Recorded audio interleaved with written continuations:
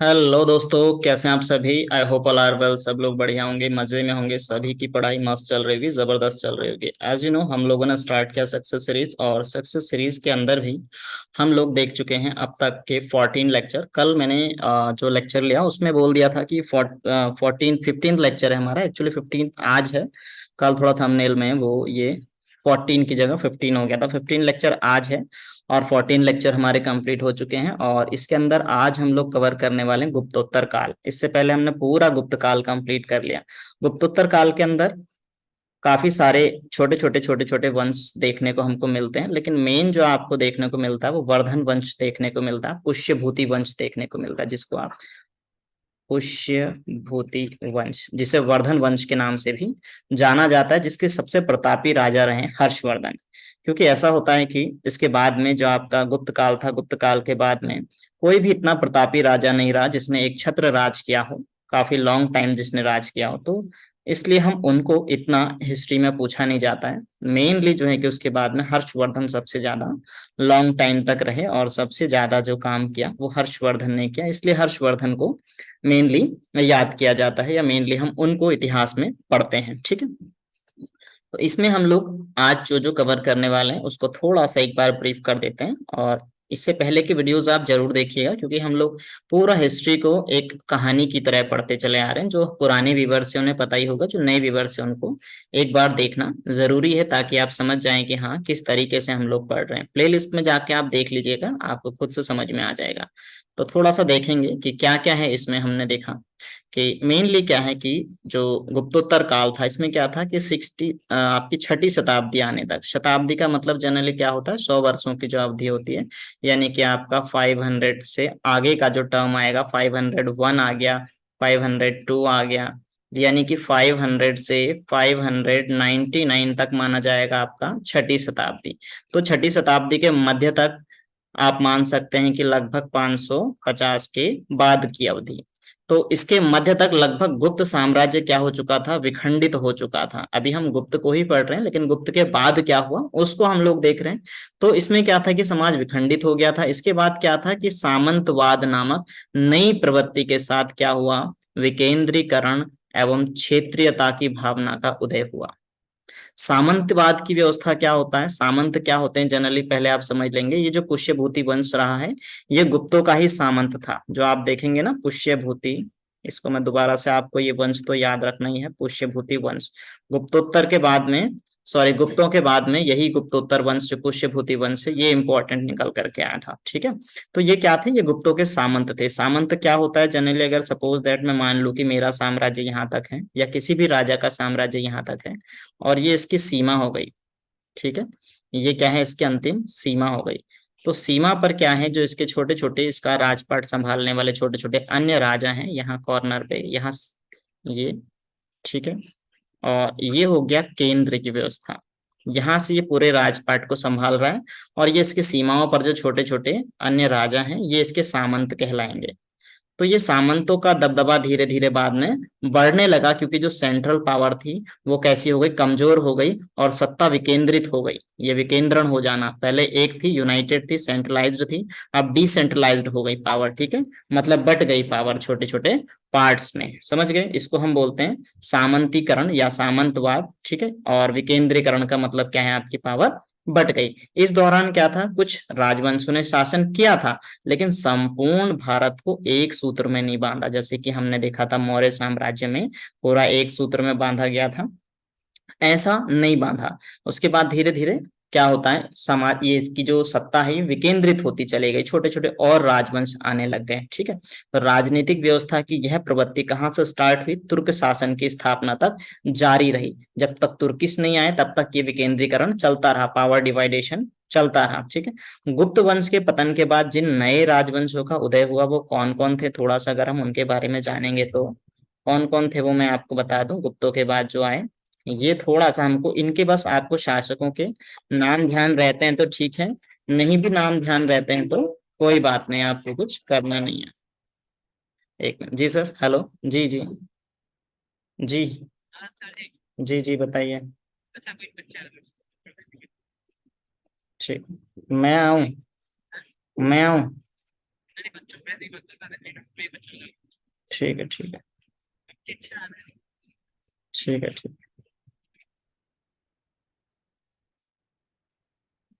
चलिए, तो सॉरी, हाँ। तो हम इसमें बात कर रहे थे क्या कि मेनली आपका कुछ नए राजवंशों का उदय हुआ था, तो कौन कौन थे इससे पहले के हम देख चुके हैं वीडियोस, उनको आपको जरूर देखना एक बार, ठीक है। तो मैं बात कर रहा था कि हमारे जो अन्य राजवंश है इनमें हमको सबको इतना डिटेल में नहीं पढ़ना है, इनके बारे में आपको बस इतना समझ लेना है कि गुप्तों के बाद में कौन कौन से राजवंशों ने कहाँ कहाँ शासन किया, बस इतना आपको जरूर याद रखना है, ठीक है। यानी गुप्तोत्तर काल के अंदर आपको जो ध्यान रखना है वो मैंने यहाँ पे आपको पूरा ये टेबल के थ्रू दे रखा है, ठीक है। हम दृष्टि का सामान्य ज्ञान कंप्लीट कर रहे हैं, दृष्टि में सारी चीजें आपको बहुत बेहतर तरीके से दी गई हैं, लेकिन बात यह है ना कि वो इतना डिटेल में समझ में आता नहीं है, फैक्ट दिए हैं, तो इसलिए मेरा पर्पस बस आपको इन फैक्ट को क्लियर कराना है। तो हम देखेंगे कि क्या है, कहाँ कहाँ कौन कौन से राजवंश हुए, मैं आपसे कह रहा था।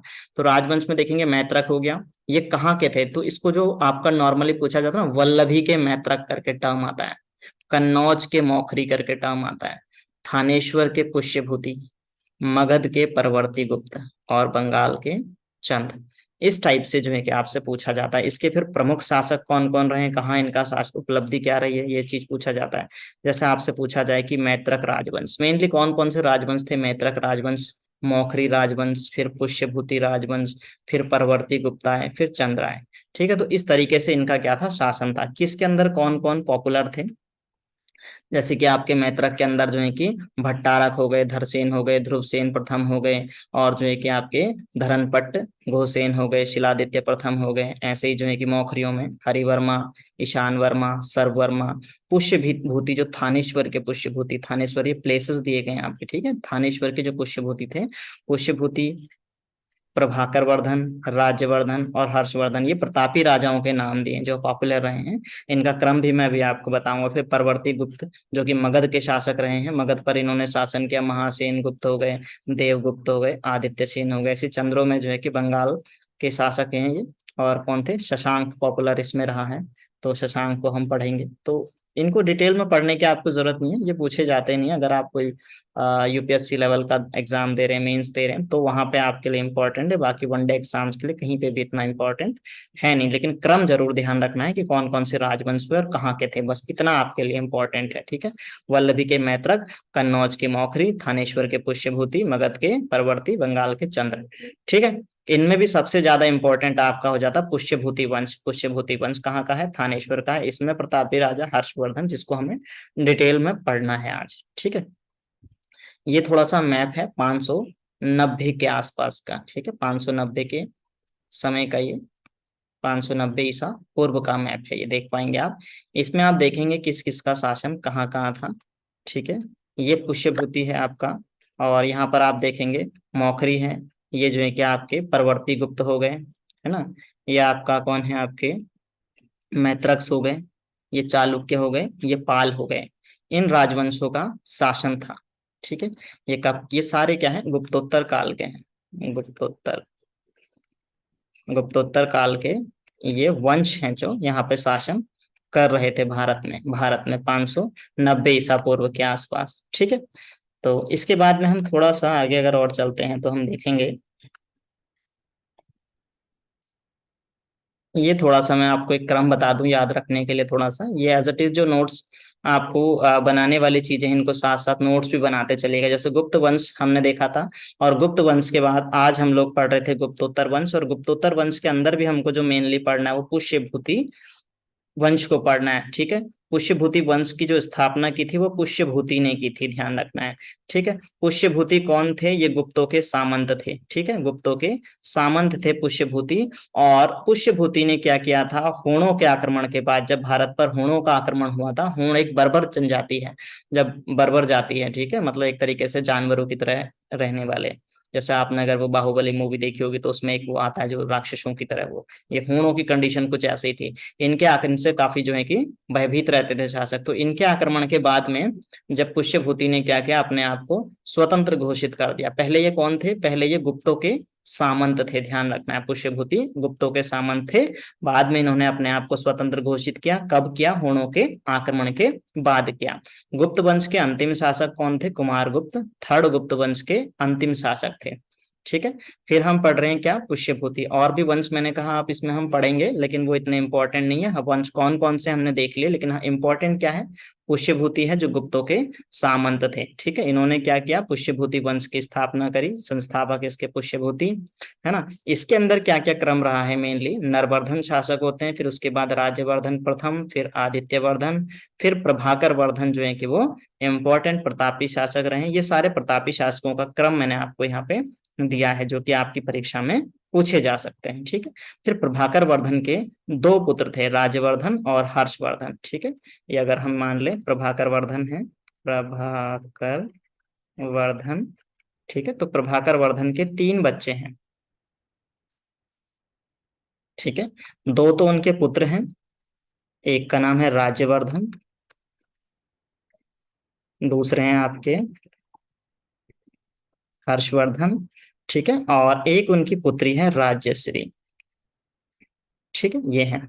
तो राज्यवर्धन की मृत्यु के बाद में फिर हर्षवर्धन शासक बनते हैं, जिनको हम डिटेल में पढ़ेंगे। तो ये प्रभाकर वर्धन के बेटे हैं राज्यवर्धन और हर्षवर्धन, और इनकी पुत्री है राज्यश्री। तो राज्यश्री का विवाह प्रभाकर वर्धन करा देते हैं ग्रहवर्मन से। और ग्रहवर्मन कौन थे, ये मौखरी वंश के शासक थे ग्रहवर्मन। ग्रहवर्मन से किसकी शादी हो जाती है, राज्यश्री की। राज्यश्री कौन है, प्रभाकर वर्धन की बेटी।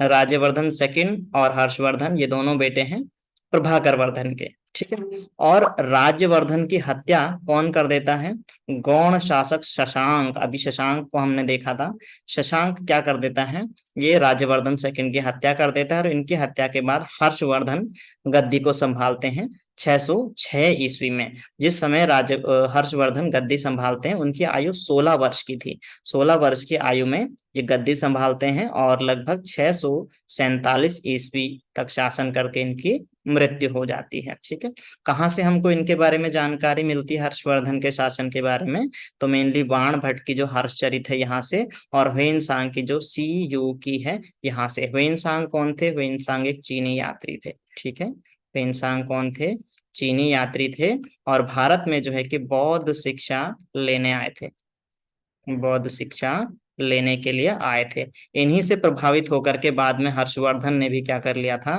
बौद्ध धर्म को अपना लिया था। बौद्ध धर्म अपनाते हैं हर्षवर्धन, किससे प्रभावित होकर के, हुइनसांग से प्रभावित हो गए। हुइनसांग किसके समय में भारत आया था, हर्षवर्धन के समय में भारत आया था। ये तो कुछ थोड़ी सी बेसिक जानकारी थी, डिटेल में आपको अभी मिलेगा कंटेंट। ठीक है, ये मैंने शॉर्ट नोट के तौर पे आपको एक, आपके माइंड में एक फ्रेम तैयार हो जाए इसलिए दिया है।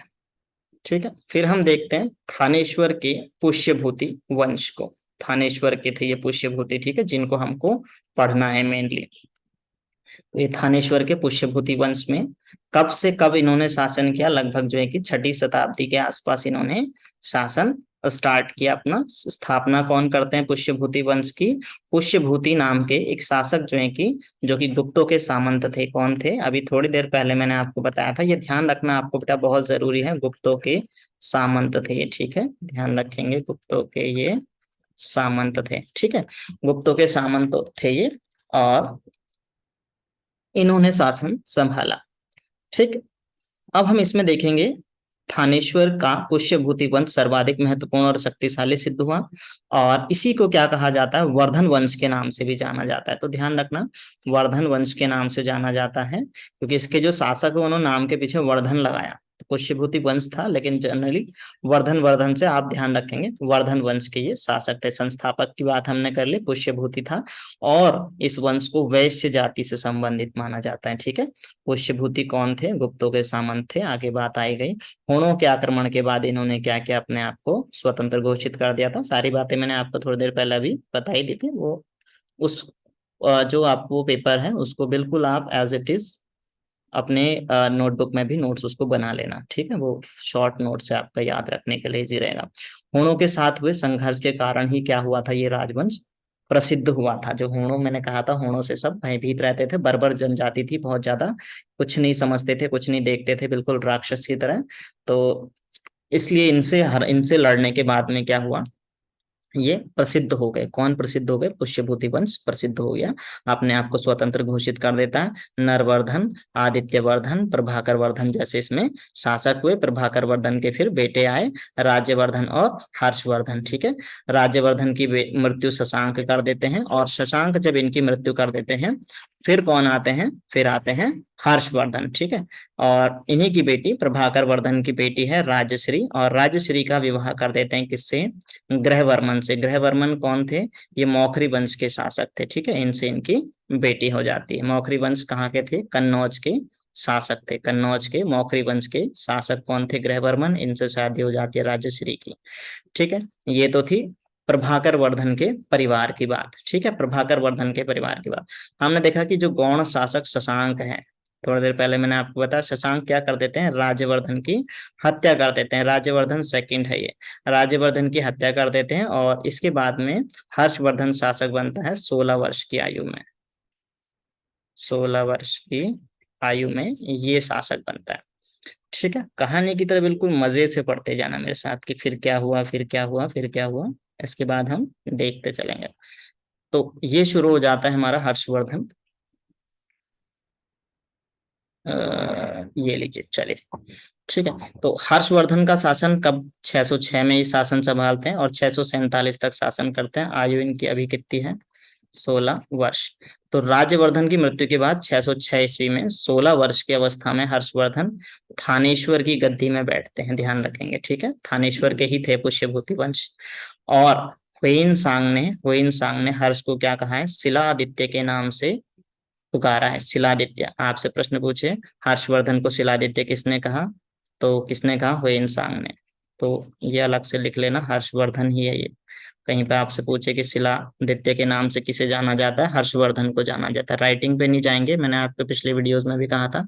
बार बार ये चीज कहना ठीक नहीं लग रहा है, क्योंकि अभी प्रैक्टिस नहीं है मेरा कि इस पैड पे सही तरीके से लिखा जाए। ठीक है, तो हर्ष का साम्राज्य क्या था? मैंने कहा कि सामंती संगठन पर आधारित था, क्योंकि खुद ही ये कौन थे? सामंत थे। किसके सामंत थे? गुप्तों के सामंत थे। तो सामंती संगठन के आधार पर ही इनका शासन चलता था। ठीक है, और हर्ष ने कुछ उपाधियां धारण की थी। हर्षवर्धन ने परम भट्टारक की, महाराजाधिराज की, है ना, और क्या है, सकलोत्तरापथ थानेश्वर की, और चक्रवर्ती की, सार्वभौम की, परमेश्वर की, परम महेश्वर, ये उपाधियां धारण की थी किसने? हर्ष ने। तो ध्यान रखना, हर्षवर्धन की ये कुछ उपाधियां हैं। और गुप्तों के विघटन के बाद क्या हुआ? उत्तर भारत पर, क्योंकि इसका जो शासन था लगभग उत्तर भारत में ही था, कोई भी जो है कि अच्छा शासक नहीं रहा, और क्या हुआ? राजनीतिक विकेंद्रीकरण हो गया था। राजनीतिक विकेंद्रीकरण मैंने बता दिया था, डिसेंट्रलाइज्ड हो गए थे। छोटे छोटे छोटे छोटे कई सामंत उभर करके अपने आप को स्वतंत्र राजा घोषित करने लग गए थे, जो किसी राजा के अंडर में रहते थे कल तक, आज वो अपने आप को स्वतंत्र घोषित करने की बात कर रहे हैं। ठीक है, और हर्षवर्धन के राज्यारोहण के साथ ही, जब हर्षवर्धन ने राज्यारोहण किया, गद्दी संभाली, तो क्या हुआ? इसके साथ ही फिर ये विकेंद्रीकरण समाप्त हो गया। मतलब अब पावर में आ गए, सेंट्रलाइज्ड हो गया, केंद्रीकृत व्यवस्था ला दी। किसने? वापस से हर्ष ने। मतलब अब एक छत्र राज करना स्टार्ट कर दिया हर्ष ने। ठीक है, ध्यान रखेंगे इसको। यशस्वी सम्राट आप कह सकते हैं, पावरफुल, जिसने जो है कि बिल्कुल एक छत्र फिर राज किया। किसने? हर्ष ने। इसलिए हर्ष को हम पॉपुलर मानते हैं। ठीक है, हर्ष का शासनकाल कैसे कैसे रहा है, इसको थोड़ा सा देखेंगे। तो हर्ष ने क्या किया? हर्ष ने शशांक, जो गौण शासक थे, पहले क्या किया? जब प्रभाकर वर्धन थे, प्रभाकर वर्धन के बेटे थे कौन? राज्यवर्धन। राज्यवर्धन की मृत्यु कर देता है शशांक, है ना, और शशांक की फिर हम इसको हरा करके फिर वापस से हर्ष शासक बन जाते हैं। इनको पराजित करके कन्नौज पर अधिकार कर लेते हैं, और उसने उत्तर भारत के अन्य राजाओं को भी फिर उसके बाद में अपने अधीन किया। और क्या हम इसके बारे में देखेंगे कि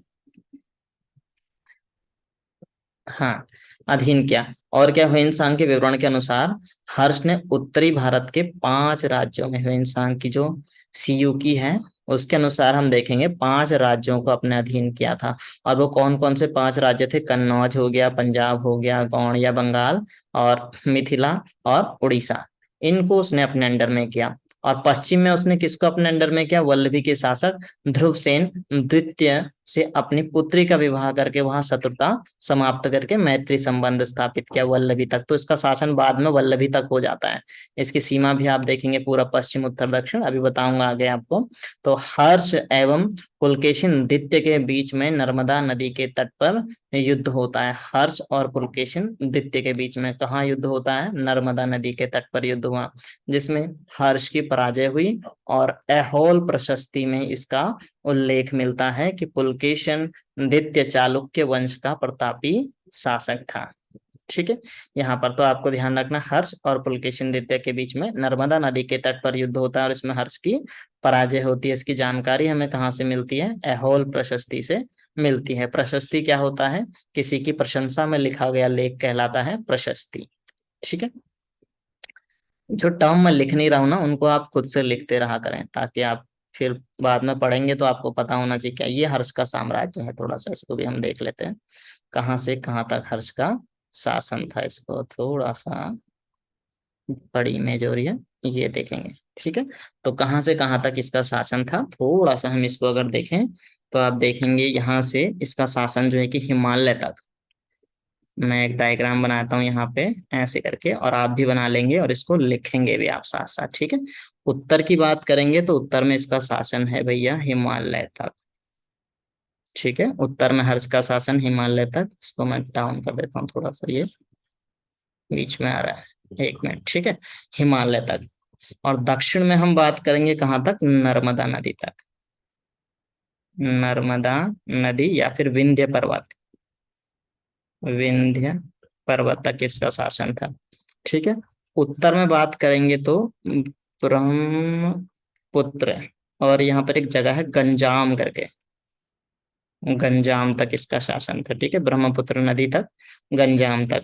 ठीक, ये हो गया आपका उत्तर, दक्षिण, पूरब। और पश्चिम में अगर हम बात करेंगे तो पश्चिम में वल्लभी तक इनका शासन था, वल्लभी तक। ठीक है, वल्लभी तक इनका शासन था। यहाँ पर आप देखेंगे ये वल्लभी, आप देखेंगे पश्चिम में इनका शासन है, उत्तर में यहाँ हिमालय है, ये थानेश्वर आपको छोटा सा दिखाई दे रहा होगा।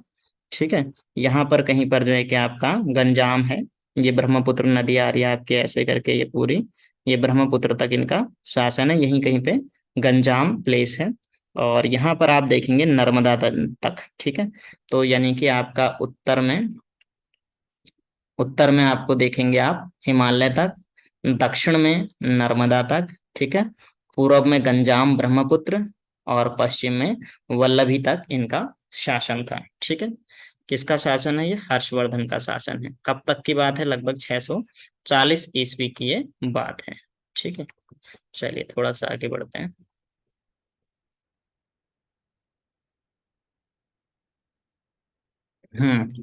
अच्छा, यहाँ पे इसका दिया ही है, डिटेल दे रखी है, इसको देखेंगे थोड़ा सा, बस एक मिनट। ये देखेंगे है ना, हर्ष ने क्या किया, हर्ष ने कश्मीर पर आक्रमण करके वहां भगवान बुद्ध का कन्नौज के निकट संघ, भगवान बुद्ध का दांत है ये, सॉरी इमेज के नीचे दब गया ये फोटो, ये इसको हम इधर कर लेते हैं। ठीक है, भगवान बुद्ध का दांत, ये क्या किया इन्होंने, कन्नौज के निकट संघाराम में स्थापित किया। हर्ष ने क्या किया, कश्मीर पर आक्रमण किया, कश्मीर पर आक्रमण करके वहां जो भगवान बुद्ध का दांत था उसको कहाँ पर स्थापित किया, संघाराम में स्थापित किया। ठीक, जब भगवान बुद्ध की मृत्यु हो गई थी तो उनके अवशेषों को अलग अलग जगह पर स्थापित कर दिया गया था। तो जो कश्मीर में उनका दांत था, उस दांत को ही संघाराम में लेकर के आ गया। कश्मीर अभियान के पश्चात हर्ष ने दक्षिण अभियान किया। ठीक है, दक्षिण अभियान क्या, हर्ष ने नर्मदा नदी के दक्षिण में सैनिक अभियान करके कुंतल, चोल और कांची पर विजय हासिल की। ठीक है, यानी उत्तर और दक्षिण दोनों तरफ को अब ये विस्तार कर रहा है। और हर्ष के साम्राज्य में क्या था, प्राय संपूर्ण उत्तर भारत उसके अंडर में था, लगभग पूरा संपूर्ण उत्तर भारत, पूरा भारत नहीं उत्तर भारत, है ना। कहाँ से कहाँ तक था ये, उत्तर में आप देखेंगे हिमालय, दक्षिण में नर्मदा नदी या विंध्य पर्वत, और पूरब में ब्रह्मपुत्र, और पश्चिम में सौराठ कठियावाड़। ठीक है, और यहीं पे ही आप वल्लभी भी देखेंगे, सौराष्ट्र कठियावाड़ वल्लभी तक, मेनली जनरली आपसे वल्लभी पूछा जाता है, वल्लभी, वल्लभी तक विस्तृत था।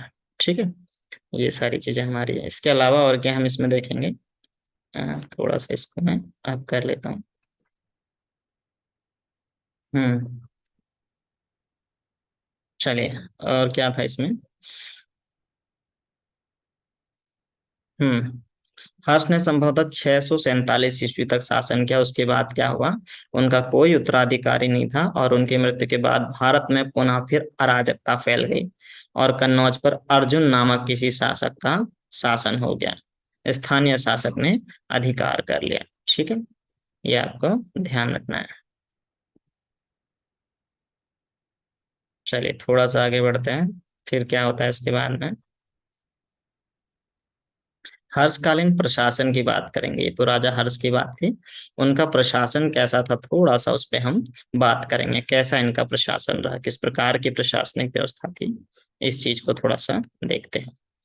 तो हर्ष के शासन तथा समाज की जानकारी हमको कहाँ से मिलती है, मैंने पहले ही बात कर ली थी कि बाण भट्ट के हर्षचरित से, और ह्वेनसांग के जो संस्मरण है सीयू की, उससे हमको ये जानकारी मिलती है, क्या, कि हर्ष का प्रशासन कैसा था। ठीक है, तो हर्षवर्धन ने एक विशाल साम्राज्य की स्थापना कर ली थी, ये तो हम जानते ही हैं। इसकी सीमाएं भी हमने देख ली थी, कहाँ से कहाँ तक है ना। यहाँ फिर से सीमाएं दे रखी है आपको, कि उत्तर में जो है कि हिमाच्छादित पर्वत हिमालय तक था, दक्षिण में नर्मदा के तट तक था, और पूर्व में गंजाम तक था, पश्चिम में वल्लभी तक था। हर्ष का साम्राज्य क्या था, सामंती संगठन पर आधारित था, इस पे भी हम बात कर चुके हैं। और जो प्रशासनिक सुविधा के लिए इसने अपने शासन को बांटा था, जैसे हम देखते हैं हमारा क्या है, देश है, फिर राज्य है, फिर आपके जिले हैं, और फिर ग्राम है। तो ऐसे ही इनका राष्ट्र है, फिर भुक्ति है, फिर विषय है, और फिर ग्राम है ना। इसको आप मान लेंगे देश है, और ये आप मान लेंगे राज्य है, और ये आप मान लेंगे विषय जिला है, और ग्राम तो ग्राम है ही, है ना, ग्राम तो क्या है, ग्राम है ही। तो इस तरीके से इनका प्रशासन बटा हुआ था। सबसे ऊपर क्या है आपका, राष्ट्र, आपसे एग्जाम में पूछेगा भाई, क्रम पूछेगा, ठीक है। राष्ट्र के बाद जो उससे छोटी इकाई है वो है भुक्ति, भुक्ति के बाद उससे छोटी इकाई क्या है, विषय, फिर विषय से छोटी इकाई क्या है, ग्राम, सॉरी ग्राम। अब आपसे ये भी पूछ लेगा कि ये क्या है, ठीक है, कि ये क्या है। भुक्ति का तात्पर्य क्या है, प्रांत से है, राष्ट्र तो राष्ट्र है ही, विषय क्या है, विषय जो है कि जिला है, और ग्राम तो ग्राम ही है, ठीक है, प्रांत या राज्य। ठीक, ऐसे करके आपको इसको ध्यान रखना है। आपसे पूछ ले कि हर्षकालीन सबसे छोटी इकाई क्या थी, ग्राम थी, सबसे बड़ी क्या थी, राष्ट्र या फिर भुक्ति, ऑप्शन में जो भी होगा उसको आप टिक कर लेंगे, अगर भुक्ति और राष्ट्र दोनों है तो राष्ट्र पे, नहीं तो भुक्ति। ठीक है, और सबसे छोटी इकाई ग्राम है। ठीक, इस तरीके से आपको लगाना है। हाँ, थोड़ा सा इसे पढ़ भी लेते हैं लाइन के हिसाब से, कि राज्य की प्रशासनिक सुविधा के लिए ग्राम, विषय, भुक्ति राष्ट्र में विभाजित था, भुक्ति का तात्पर्य प्रांत से है, और जो जिले के समान है, शासन की सबसे छोटी इकाई ग्राम है, वही बात दे रखी है, चलो कोई नहीं। हम्म, थोड़ा सा फिर हम आगे और बढ़ते हैं, तो हम देखेंगे कि ह्वेन सांग हमें ये बताता है कि हर्ष की सेना को चतुरंगणी कहा जाता था। चतुरंगणी का मतलब जो है कि इसमें चार तरह के सैनिक थे। ठीक है, चार तरह के, कौन कौन से, पैदल सैनिक थे, घुड़सवार थे, रथ थे, और हाथी की टुकड़ियां थी, हाथी की सेना। तो इसकी सेना को चतुरंगणी कहा जाता था, किसकी सेना को, हर्ष की सेना को। सम्राट को सहायता देने के लिए मंत्री परिषद भी होती थी, और मंत्री को सचिव कहा जाता था, सचिव या फिर अमात्य कहा जाता था, ये तो जनरल टर्म है। उस समय के सभी शासक जो है कि अपने मंत्रियों को अमात्य ही कहते थे जनरली। ठीक है, तो चतुरंगणी इसकी सेना है, चार सेना है, पैदल हो गए, घुड़सवार हो गए, रथ हो गए, हाथी हो गए, एक मंत्री परिषद हो गई। जो मंत्री है उसको सचिव या अमात्य कहा जाएगा। और भंडी, भंडी किसको, जो हर्षवर्धन का प्रधान सचिव था, ये व्यक्ति का नाम है भंडी। ठीक है, ये प्रधान सचिव था। अवंती विदेश सचिव था। ठीक है, सिंहनाद प्रधान सेनापति था। और कुंतल जो है कि अश्वरोही सेना का सर्वोच्च अधिकारी था। तो ये नाम लिख लेना ऐसे करके, ठीक है, ऐसे करके लिखना, प्रधान सचिव, जैसे मैं आपको बता रहा हूँ ऐसे ही आपको नोट्स बनाने हैं। प्रधान सचिव कौन था? भंडी था। ऐसे ही आपको लिखना है। फिर उसके बाद विदेश सचिव कौन था इनका? विदेश सचिव कौन था इनका? अवंती। ऐसे करके लिखना है, अवंती। इसके बाद हम क्या लिखेंगे? प्रधान सेनापति कौन था? प्रधान सेनापति था सिंहनाथ। ठीक है। और अश्वरोही सेना का प्रधान कौन था? कुंतल। ऐसे करके नोट्स बनाने हैं आपको, ठीक है। जो ऐसी टर्मिनोलॉजीज होती है, विशेष नाम होते हैं, उनको ऐसे करके एक लिस्ट टाइप से बना लिया करो, ताकि आपको आराम आराम से वो याद हो जाए, ठीक है, फिर भूलते नहीं है चीजों को। और थोड़ा सा एक चीज और इसमें कुछ मिस हो रहा है। हाँ, ये चीज। और क्या है, स्कंदगुप्त जो है कि वो गज सेना का प्रधान था। और क्या है, राजस्थानीय संभवतः वायसराय या गवर्नर होता था। और न्यायिक व्यवस्था का सर्वोच्च अधिकारी स्वयं सम्राट होता था, ठीक है। वेन सांग के अनुसार जो हर्ष का राज्य में जो कानून व्यवस्था थी वो अच्छी नहीं थी भाई। ध्यान रखेंगे, कानून व्यवस्था इनकी अच्छी नहीं थी। हर्ष की ऐसा कौन कह रहा है? वेन सांग कह रहा है, ठीक है। अपराध के लिए कठोर दंड का प्रावधान था। इस काल में राज्य को सर्वाधिक आय कहाँ से होती थी? राज्य की सर्वाधिक आय भूमि से होती थी, ध्यान रखेंगे, ठीक है। और जो इस टैक्स को वसूलता था उसको भौगिक कहा जाता था। तो एक टर्म लिख लेना भौगिक, और डैश लगा के उसके आगे लिखना कर वसूलने वाला। फिर अगला लिखना पुस्तपाल, फिर डैश लगा के लिखना जमीन का हिसाब किताब रखने वाला। ऐसी टर्मिनोलॉजीज को इसी तरीके से आप याद रख सकते हैं, ठीक है। ऐसे करके ध्यान रखेंगे। और क्या है, उपज का छठा भाग क्या है? राजस्व के रूप में वसूल किया जाता था। आपके पास जितनी भी उपज हुई है उसका छठा भाग आपको टैक्स के रूप में देना होगा, ठीक है। हर्ष और बौद्ध धर्म, हर्ष और बौद्ध धर्म का क्या कनेक्शन है? हर्ष जो है कि पहले क्या थे? भगवान शिव और सूर्य के उपासक थे। हर्ष और उसके पूर्वज सभी लोग क्या थे? भगवान शिव और सूर्य के उपासक थे। और शुरू में हर्ष भी जो है कि कुल देवता शिव का परम भक्त था। लेकिन बाद में चीनी यात्री हुएनसांग से मिलने के बाद उसने क्या किया? बौद्ध धर्म की कौन सी शाखा को? महायान शाखा को अपना लिया। इतना डीप से पूछता नहीं, पर ध्यान रखना, ठीक है। अपना लिया, और इन्होंने बौद्ध धर्म को राज्य आश्रय भी दिया था। और बाद में क्या हुआ? ये पूर्णतः बौद्ध बन गया। हर्ष के समय में क्या हुआ? नालंदा विहार, नालंदा महाविहार महायान बौद्ध धर्म की शिक्षा का मुख्य केंद्र बन गया था, ठीक है। ध्यान रखना, नालंदा महाविहार क्या था? ये बौद्ध धर्म की शिक्षा का प्रमुख केंद्र। किसके समय में बना?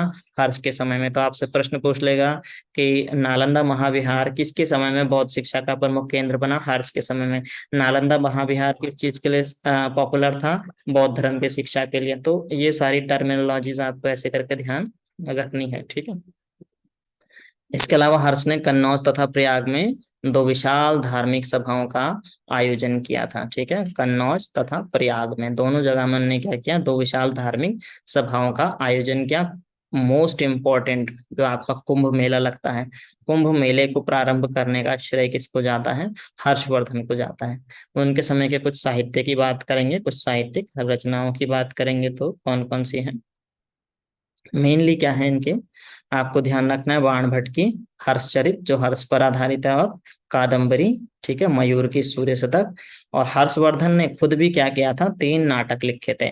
अब इन नाटकों पे अलग अलग जो इतिहासकार हैं उनके अलग अलग राय है। कोई कहता है कि हाँ भाई इन्होंने खुद ही लिखे, कोई कहते हैं कि किसी और ने लिखे थे। तो प्रियदर्शिका, रत्नावली, नागानंद, ये तीनों के तीनों माना जाता है कि किसने लिखे थे? ये हर्षवर्धन ने लिखे थे, ध्यान रखना है, ठीक है। और इन रचनाओं को ये माना जाता है कि धावक नामक किसी कवि ने लिखने का श्रेय उनको भी जाता है।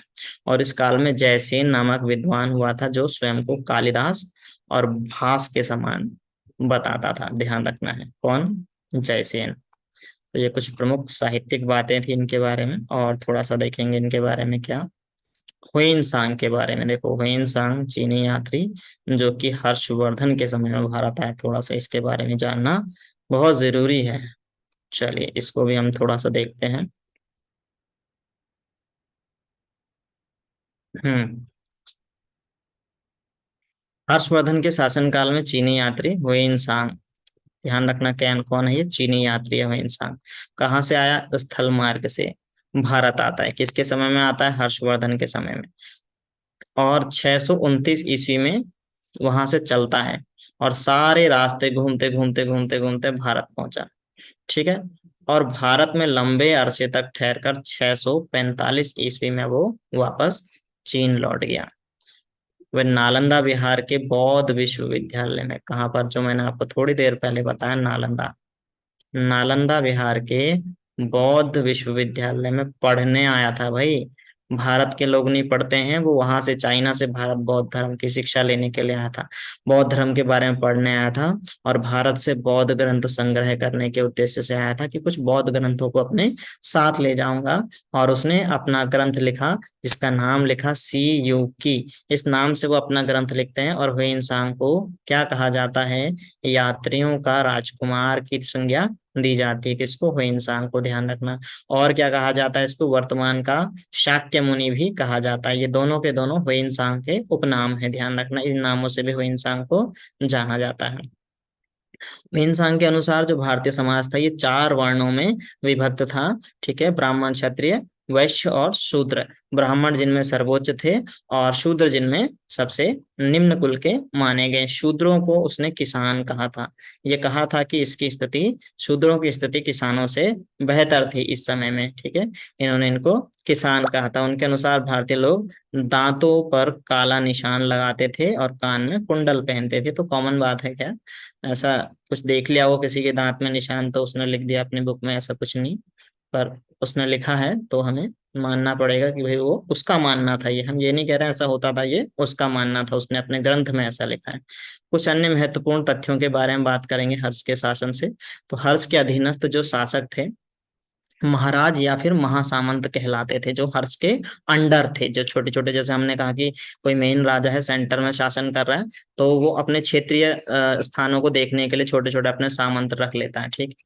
तो जो इसके अधीनस्थ जो सामंत होते थे उनको महाराज या फिर महासामंत कहा जाता था, जो हर्ष के अंडर में थे।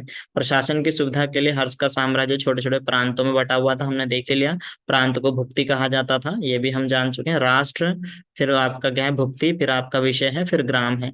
और शासन की दृष्टि से जो है कि ग्राम क्या है, सबसे छोटी इकाई है। और ग्राम शासन का जो प्रधान है उसको क्या कहा जाता था, ग्रामा छपटलिक कहा जाता था। ठीक है, ग्रामा छपटलिक कहा जाता था किसको, ग्राम का अधिकारी जो होता था, ग्राम प्रधान को ग्रामा छपटलिक कहा जाता था। और हर्षचरित में सिंचाई के साधन के रूप में तुला यंत्र यानी कि जल पंप का यूज हुआ है भाई। जल पंप आ चुके थे इस समय हर्ष के शासनकाल में, ऐसा हर्षचरित में लिखा गया है। और हर्ष के समय में मथुरा, मथुरा क्या है, सूती वस्त्रों के निर्माण के लिए प्रसिद्ध था। और हर्ष का शासन उत्तर में कश्मीर को छोड़ करके पूरे उत्तर भारत पे हर्ष का शासन था। ठीक है, ये ध्यान रखेंगे। इसके बाद थोड़ा सा और हम पढ़ते हैं इनके बारे में और जानकारी थोड़ा सा। कन्नौज के लिए एक त्रिपक्षीय संघर्ष, ट्रिपार्टाइट स्ट्रगल, कई एग्जाम्स में पूछा जाता है कि किन के बीच हुआ। बस इसमें इतनी बात ध्यान रखनी कि जो त्रिपक्षीय संघर्ष हुआ किस जगह के लिए हुआ और किन के बीच में हुआ। तो ये जो ट्रिपार्टाइट स्ट्रगल होता है ये कन्नौज के लिए होता है। ठीक है, किन किन के बीच में होता है, पाल, प्रतिहार और राष्ट्रकूटों के बीच में होता है। ठीक है, आप ध्यान रखेंगे, ट्रिपल आर थी ना, जैसे RRR, तो आपको ध्यान रखना है क्या, PPR, पाल, प्रतिहार और राष्ट्रकूट, इनके बीच में ये संघर्ष हुआ। और ये इसलिए पॉपुलर है क्योंकि ये इतना बड़ा संघर्ष चला कि लगभग 200 वर्षों तक संघर्ष चला और कुछ रिजल्ट नहीं आए, लगभग 200 सालों के आसपास तक। अंत में क्या रिजल्ट रहता है उसको हम देखेंगे। इससे पहले ये देख लेंगे कि शुरू किस किस के बीच में हुआ था ना। जो पाल शासक थे वो कौन थे, स्टार्ट जो इन्होंने युद्ध किया, पाल शासकों में धर्मपाल थे। ठीक है, और इसका क्या है, कन्नौज पर स्वामित्व के लिए संघर्ष का आरंभ किसने किया था, पाल शासक धर्मपाल ने किया था। इस त्रिपक्षीय संघर्ष का कोई निर्णायक परिणाम नहीं निकला, जल्दी नहीं निकला, अंत में तो निकला ही। यह संघर्ष अनेक चरणों में संपन्न हुआ, 200 साल तक रेगुलर तो होगा नहीं, ब्रेक ले लेके होता। जो फर्स्ट टाइम में जो ये ट्रिपार्टाइट स्ट्रगल हुआ, इसमें पाल शासक धर्मपाल जिसने युद्ध शुरू किया, ये तो इंपॉर्टेंट है ही। प्रतिहार शासक कौन थे, वत्सराज थे। और राष्ट्रकूट शासक कौन थे, ध्रुव थे। इन तीनों के बीच में ये ट्रिपार्टाइट स्ट्रगल होता है। त्रिपक्षीय संघर्ष होता है कन्नौज के लिए, ठीक है। और अंतिम रूप में क्या होता है, त्रिपक्षीय संघर्ष के फलस्वरूप कन्नौज पर अंतिम रूप में गुज्जर प्रतिहार शासकों का अधिकार हो गया। ध्यान रखना, प्रतिहार वंश अंत में जीतता है, ठीक है। PPR है, तो प्रतिहार वंश, पाल प्रतिहार राष्ट्रकूट, अंत में प्रतिहार शासक इसमें जीतते हैं। 200 वर्षों तक ये युद्ध चलता है। शुरू किसने किया, ये ध्यान रखना है, पाल शासक धर्मपाल ने इस युद्ध की शुरुआत करी, ठीक है। ये ट्रिपार्टाइट स्ट्रगल था। गुप्तोत्तरकालीन प्रशासनिक व्यवस्था कैसी थी, थोड़ा सा इसको हम देखते हैं।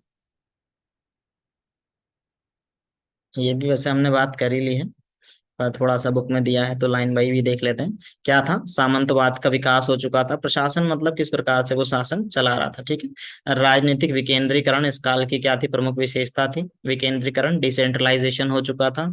एक पॉपुलर कोई शासक नहीं था, कहने का मतलब है छोटे छोटे राज्य जो है कि वो अपने आप को, छोटे छोटे राजवंश, छोटे छोटे राजा अपने आप को स्वतंत्र घोषित कर चुके थे गुप्तोत्तर काल में, ठीक है। और बाद में जो है कि अंत में पुष्यभूति वंश का या वर्धन वंश का एक हर्षवर्धन, एक ऐसा शासक होता है जो एक छत्र राज करता है पूरे उत्तर भारत में, कश्मीर को छोड़ करके उसके पूरा उत्तर भारत में उसका शासन था। इस काल में राजतंत्र सैद्धांतिक रूप से अनियंत्रित एवं निरंकुश था। राजतंत्र अनियंत्रित एवं निरंकुश था। सामंतवाद, ये पूरे गुप्तोत्तर कालीन बात हो रही है, गुप्तोत्तर कालीन प्रशासन की, खाली हर्ष की बात नहीं हो रही, पूरे गुप्त काल के बाद जो प्रशासनिक व्यवस्था रही उसकी बात हम कर रहे हैं, ठीक है। सामंतवाद के विकास से केंद्रीय सत्ता कमजोर हुई। जब सामंतवाद बढ़ा तो सेंट्रल पावर कमजोर होगी भाई, है ना। ये 4-5 शासक जब भाई अपने आप को स्वतंत्र घोषित करने की बात कर रहे हैं तो बेचारा अकेले क्या करेगा, इनको ये सब तो मिलकर अकेले इसको ही टपका देंगे। तो क्या है, केंद्रीय सत्ता कमजोर पड़ गई जबकि प्रांतीय और स्थानीय सत्ता मजबूत हो गई, ठीक है। और क्या हुआ, प्रशासन में राजा की सहायता के लिए अनेक मंत्री एवं पदाधिकारी होते थे। पाल, सेन, चंदेल, चौहान और कलचुरी अभिलेखों में मंत्रियों का उल्लेख मिलता है कि भाई मंत्री परिषद होती थी, मंत्री होते थे जिनको अमात्य कहा जाता था। इस काल में प्रशासनिक व्यवस्था विभिन्न स्तरों में विभाजित थी, विभिन्न स्तर भी हमने देख लिए, ठीक है। राष्ट्र, भुक्ति, विषय और ग्राम, हर स्तर पर विभिन्न प्रकार के अधिकारी होते होंगे ही होंगे, है ना। थोड़े बहुत परिवर्तन के बाद पूर्व की व्यवस्थाएं चलती रही थी। कुछ परिवर्तन हुआ हर्ष के समय में, उसके बाद फिर पहले की व्यवस्थाएं चलती रही, ठीक है। और क्या है, आर्थिक व्यवस्था की हम बात करेंगे तो अर्थव्यवस्था में, जो गुप्तकालीन अर्थव्यवस्था थी उसमें कृषि की स्थिति कैसी थी, थोड़ा सा अगर उस पर बात करें तो इसमें कृषि क्या है, भारतीय अर्थव्यवस्था का ये उस समय आधार थी। मेन जो टैक्स का कलेक्शन होता था, वो उत्पादन जो होता था वो कृषि से होता था, ठीक है। और नीति वाक्यामृत, इसमें जो है कि अनेक प्रकार के संग्रहों में धान्य संग्रह सर्वश्रेष्ठ माना गया है, ठीक है। नीति वाक्यामृत क्या है, ये सोमदेव सूरी के द्वारा लिखा गया एक ग्रंथ है जो कि कश्मीरी विद्वान थे, नीति वाक्यामृत इन्होंने लिखी है, ठीक है। गुप्तोत्तर काल में अधिकारियों, मंदिरों, ब्राह्मणों आदि को क्या है, उनकी सेवाओं के बदले भू क्षेत्र प्रदान किए जाते थे, जमीन दी जाती थी उनकी सेवाओं के बदले, ठीक है। सामंतवाद का इसी के कारण उदय हुआ, जब उनको भूमि दान दे दी, पूरा गांव दे दिया, बोला कि ये गांव तुम्हारा है पूरा, है ना। जैसे सपोज दैट यहाँ पे राजा शासन कर रहा है, खुश होकर के बोला ये वाला गांव तुम्हारा है आज से, ठीक है। अब ये गांव तुम्हारा है बोल दिया तो उसने कहा ठीक है, उसने अपने आप को इसके अंडर से स्वतंत्र घोषित करके खुद राजा बन गया। तो इससे, इसी को कहते हैं सामंतवाद। सामंतवाद का इससे उदय हुआ। यद्यपि भूमि दान की प्रथा का जो प्रारंभ किया था वो सातवाहन शासकों ने किया था। भूमि दान की प्रथा सातवाहन शासकों ने शुरू की थी, लेकिन इसका फायदा किसने उठाया, गुप्तोत्तर काल के शासकों ने उठाया।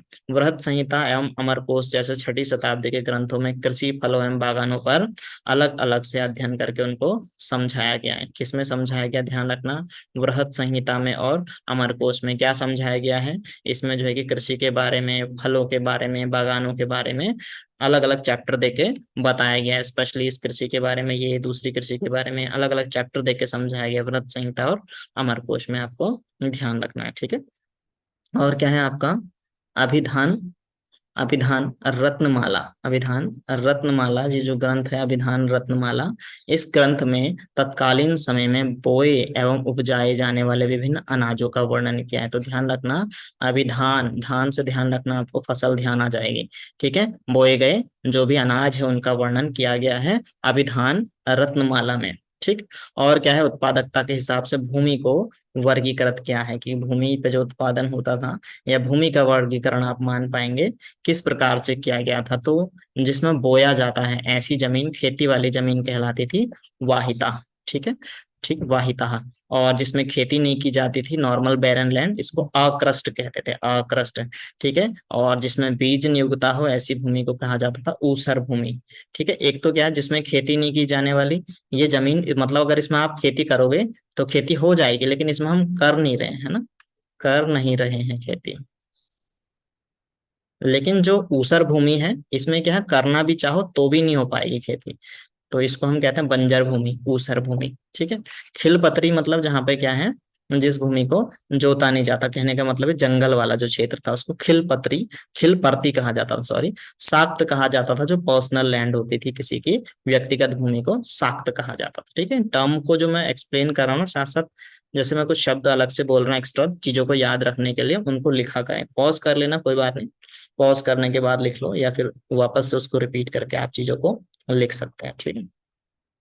चलिए थोड़ा सा अगर हम और आगे चलते हैं इसके बाद,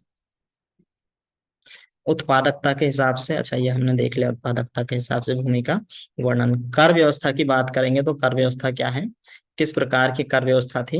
जमीन की उत्पादन क्षमता और वास्तविक उत्पादन के आधार पर जो टैक्स लिया जाता था वो 1/12 से लेकर के 5/6 भाग तक जो है कि वो टैक्स के रूप में लिया जाता था। करों का संग्रह गांव का मुखिया करता था। और कौन कौन से वो टैक्सेस होते थे, थोड़ा सा हम उन पे बात कर लेते हैं कि कौन कौन से टैक्सेस होते थे। तो ये टैक्सेस हुआ करते थे, क्या क्या टैक्स होते थे। जो उपज का हिस्सा लिया जाता था लैंड टैक्स के रूप में, उपज का हिस्सा भाग कहलाता था। ठीक है। उपज का हिस्सा भाग कहलाता था। और फल फूल लकड़ी जो आपको जो है कि नॉर्मल, ये जो है कि उपहार के स्वरूप राजा को दिया जाने वाला, इसको हम भोग कहते थे ये टैक्स। और क्या है, नगद के रूप में वसूल किया जाने वाला टैक्स हिरण्य कहलाता था, बहुत फेमस है, कई बार एग्जाम में पूछा गया हिरण्य क्या है। और जो अधिकारी अपना पर्सनल हिस्सा लिया करते थे उसको कहते थे प्रस्थ, है ना। और अस्थायी कृषकों पर लगने वाला जो टैक्स था इसको ऊपरी कर कहते थे, है ना। भूमि मापन के लिए कुछ जो है कि यूनिट्स निर्धारित की गई थी, जैसे निर्वर्तन हो गया, है ना, और आपका पट्टी का हल हो गया, ऐसे ही जो है कि पातक हो गया, खरीवाप हो गया, कुल्यवाप हो गया, द्रोणवाप हो गया, आड़वाप हो गया, और खंडूक वाप और नालिक वाप। ये क्या है, भूमि मेजरमेंट की यूनिट्स हैं। वाप करके ध्यान रख लेना, कुछ याद ना भी रहे तो वाप, वाप क्या है, भूमि मेजरमेंट की यूनिट्स है वाप, ये वाप टर्म ध्यान रख रख लेना बस, वाप। ठीक।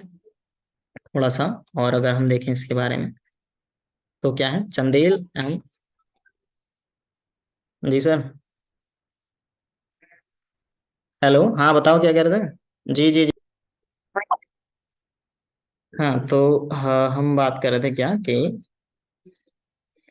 भूमि मापन के लिए जो ये चीजें मेजरमेंट की यूनिट्स दी गई थी, चंदेल और परमार शासकों ने क्या किया, बड़ी बड़ी झीलों और तालाबों का निर्माण करा। ध्यान रखना, चंदेल और परमार शासक, ठीक, दो नाम ध्यान रखना, चंदेल और परमार शासक, इन्होंने बड़ी बड़ी झीलों और तालाबों का निर्माण करवाया। संस्कृत ग्रंथों में आपको ध्यान रखना अरघट, रहट का उल्लेख मिलता है, रहट, कि भाई रहट का प्रयोग भी ये करते थे। जल पंप की चर्चा हमने देखी ली हर्ष के शासन काल में। और साथ ही साथ रहट आपने देखा होगा, रहट नहीं देखा तो आप इसको गूगल कर लीजिएगा, नॉर्मल अभी इतना चीजें बेसिक चीजें है, ये तो पता ही होगा पुराने लोगों को, सभी को, नए लोगों को नहीं पता होगा बस। सिंचाई के लिए रहट का प्रयोग सर्वप्रथम जो है कि आपको कहाँ मिलता है, गाथा सप्तशती में मिलता है सिंचाई के लिए रहट के प्रयोग का वर्णन। ठीक है। चलिए थोड़ा सा हम और आगे की अगर बात करें,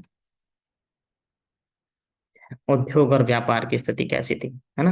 उद्योग और व्यापार कैसा था, इसमें इतना आपको खास ध्यान नहीं रखना। मेनली क्या था कि आपको कृषि पे ध्यान रखना है कि कृषि मेन हुआ करती थी, है ना। चोर डाकुओं के कारण इस समय मार्ग सुरक्षित नहीं थे, है ना। सामंतीवादी प्रवृत्ति बढ़ने के कारण केंद्रीय सत्ता का ह्रास हो गया था, तो व्यापारी क्या है, एक राज्य से दूसरे राज्य में जाने में भी कतराते थे।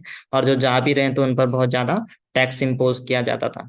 बंगाल में मलमल, पान, सुपारी, सन जिसको कहा जाता है ना, मगध एवं कलिंग पर धान के लिए, मालवा पर गन्ना, अफीम, सीपी के लिए ना, गुजरात सूती कपड़ों के लिए, ध्यान रखना आपको, गुजरात को सूती कपड़ों के लिए, नील के लिए, चमड़े की निर्मित वस्तुओं के लिए प्रसिद्ध था। दक्षिण में क्या होता था, मोती था, मूल्यवान पत्थर था, चंदन है, मसाले हैं, इस चीज के लिए दक्षिण भारत फेमस था। भारत के पूर्वी तट पर क्या है आपके, ताम्रलिप्ति, सप्तग्राम, और पश्चिमी तट पर थोड़ा सा, 1 मिनट।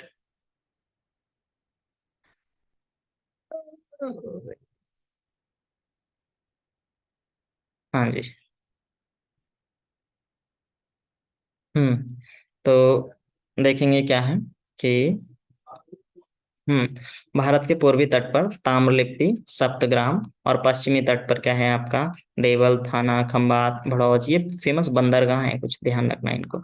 ये बंदरगाह के नाम है जो व्यापार के लिए इस्तेमाल होते थे। ठीक है। इस काल में वस्त्र उद्योग जो है कि उत्कृष्ट अवस्था में था, वस्त्र उद्योग को ध्यान रखना है। भड़ौज के बने हुए वस्त्र इतने प्रसिद्ध थे कि उनको क्या कहा जाता था, वरोज कहा जाता था, वरोज। ध्यान रखना, वरोज क्या है, भड़ोच में बने हुए वस्त्रों को वरोज कहा जाता था। मध्य देश की चुनरी के लिए ये प्रसिद्ध था।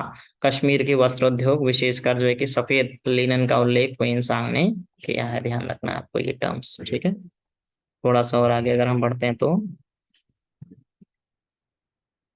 मुद्रा, आपको ध्यान रखना है मुद्रा मेनली क्या था। बाद में जो है कि कंडीशन खराब हो जाती है तो मुद्रा का, सिक्कों का चलन जो है कि धीरे धीरे ये कम कर देते हैं। सिक्कों का चलन कम करके वापस से वस्तु विनिमय प्रथा को जो है कि वो लागू करते हैं। वस्तु विनिमय और सिक्के दोनों चलते हैं, लेकिन सिक्कों का प्रयोग जो है कि धीरे धीरे कम हो गया था। ठीक है। और जो है कि लेन देन के लिए, व्यापार के लिए कौड़ी के माध्यम से व्यापार होता था। और प्रतिहार अभिलेखों में जो है कि यहाँ की जो मुद्रा थी इसको क्या कहा जाता था, कपर्दक कहा गया है इसकी मुद्रा को। ठीक है। सोने के सिक्कों की मात्रा धीरे धीरे बहुत कम हो गई थी, जबकि सबसे ज्यादा जो सोने के सिक्के चलाए, ये मैंने कई बार प्रश्न आपका रिपीट किया, सबसे ज्यादा सोने के सिक्के जो जारी किए ना, सोने के सिक्के, वो गुप्त शासकों ने जारी किए थे, गुप्त शासकों ने। लेकिन बाद में जो है कि गुप्तों की हालत ये हो गई, उत्तर गुप्तों की हालत ये हो गई कि सोने के सिक्के बहुत ज्यादा मात्रा इनकी कम हो गई। ठीक है। अधिकांश सिक्के चांदी और तांबे के मिलने लगे। पालवे सेन राजाओं में केवल देवपाल के 6 सोने के सिक्के मिले। गुजरात के चालुक्यों में जयसिंह सिद्धराज का एक ही सोने का सिक्का मिला। इतना तो डीप आपसे नहीं पूछेगा, लेकिन इतना ध्यान रखना कि भाई जो मुद्रा है वो क्या थी, कपर्दक हो गई थी, कौड़ी हो गई थी, वस्तु विनिमय फेमस हो गया था, मुद्रा विनिमय कम हो गया था। ठीक है। ये चीजें आपको ध्यान रखनी बस। चलिए थोड़ा सा आगे और बढ़ते हैं हम। सामाजिक व्यवस्था कैसी थी, तो सामाजिक व्यवस्था में हम वर्ण व्यवस्था की बात करते हैं तो वर्ण व्यवस्था मैंने आपको बता ही दिया, 4 वर्णों में विभाजित था, जिसमें ब्राह्मण वर्ण जो है कि वो सर्वश्रेष्ठ और जो है कि शूद्र सबसे निम्न जो है कि वो माना गया था। ठीक है, इतना ध्यान रखेंगे। इसके अलावा क्या है महत्वपूर्ण घटना, राजपूतों का अभ्युदय होता है इस काल में ही। ठीक है। उत्तर गुप्त काल में ही राजपूतों का अभ्युदय होता है, जिन्होंने प्राचीन क्षत्रियों का स्थान लिया था, है ना। वाणिज्य व्यापार में गिरावट के कारण वैश्यों की स्थिति बड़ी ज्यादा खराब हो गई थी। ठीक है। और वैश्यों और शूद्रों में कोई अंतर नहीं पाया गया, लगभग स्थिति सेम थी। ठीक है। वैश्यों का शूद्रों के रूप में मूल्यांकन तथा शूद्रों का कृषक के रूप में परिवर्तन हुआ। ठीक। ध्यान रखेंगे, उत्तर वैदिक काल में ये थी व्यवस्था। थोड़ा सा और देखेंगे इसके बारे में और फिर ये चैप्टर लगभग समाप्ति की ओर है। स्त्रियों की स्थिति कैसी थी, स्त्रियों की स्थिति की धीरे धीरे बड़ी गिरावट आने लगी। पहले महिलाओं की स्थिति में सुधार हुआ, लेकिन बाद में महिलाओं की स्थिति में गिरावट आई। उच्च कुल की स्त्रियां प्रशासन के काल में भागीदारी निभाती थी। कल्याणी, ध्यान रखेंगे, कल्याणी के चालुक्यों की राजकुमारियां प्रदेश की शासिका थी, है ना। और जो है कि आप ध्यान रखेंगे काकतीय रानी रुद्रमा ने, किस क्या नाम ध्यान रखेंगे, रुद्रमा। रुद्रमा ने काकतीय राजवंश पर लंबे समय तक शासन किया। ये लाइन आपको इसमें ध्यान रखनी है। रुद्रमा ने काकतीय राजवंश पर लंबे समय तक शासन किया। शासन में उत्कृष्ट सफलता के लिए क्या था, वेनिस यात्री मार्को पोलो ने फिर उनकी प्रशंसा भी की है।